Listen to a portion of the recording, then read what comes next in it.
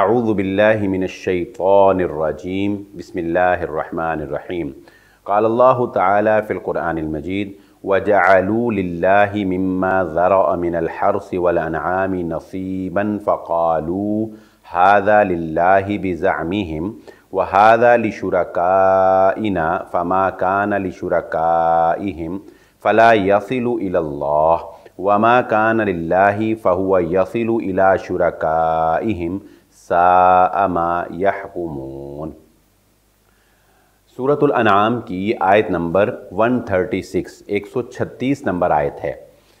اس آیت مبارکہ میں اللہ رب العزت نے مشرکین کا ڈبل سٹینڈرڈ، دوہرا معیار ذکر کیا ہے۔ ایک ظلم تو وہ یہ کرتے ہی تھے کہ اللہ رب العزت کے ساتھ اوروں کو شریک ٹھہراتے تھے، لیکن اس کے اوپر مزید ظلم اور زیادتی یہ کہ اللہ رب العزت کے مقابلے میں شریکوں کو ترجیح دے دینا۔ اور اس کا طریقہ کار ان کا کیا ہوتا تھا کہ جس کو اللہ رب العزت نے اس آیت میں ذکر کیا کہ جب وہ کوئی فصل بوتے تھے تو اس کو ڈیوائیڈ کر لیتے تھے، یعنی یوں سمجھ لیجئے کہ اگر ایک کنال کے رقبے کے اوپر انہوں نے اپنی فصل جو ہے وہ بیجی ہے تو اب وہ ڈیسائیڈ کر لیتے تھے کہ اس میں سے ایک کنال میں سے 10 مرلے کی جو پیداوار ہے وہ ہم اپنے لیے رکھیں گے۔ اچھا، اب جو دوسرا 10 مرلے بچے گا اس کو پھر 2 حصوں میں ڈیوائیڈ کر لیں۔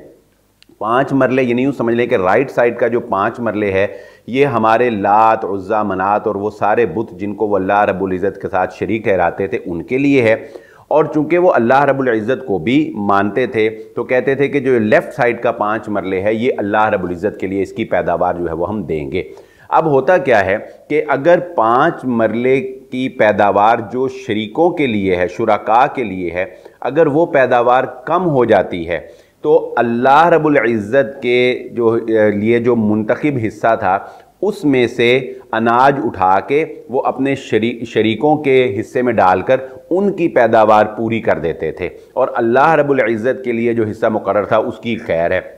اچھا، لیکن اس کے اپوزٹ کبھی نہیں کرتے تھے کہ اگر اللہ رب العزت کے لیے جو حصہ مقرر کیا ہے اگر اس کی پیداوار جو ہے وہ کم ہو جائے تو اپنے شرکاء کی پیداوار سے اٹھا کر اللہ رب العزت کی طرف جو ہے وہ پیداوار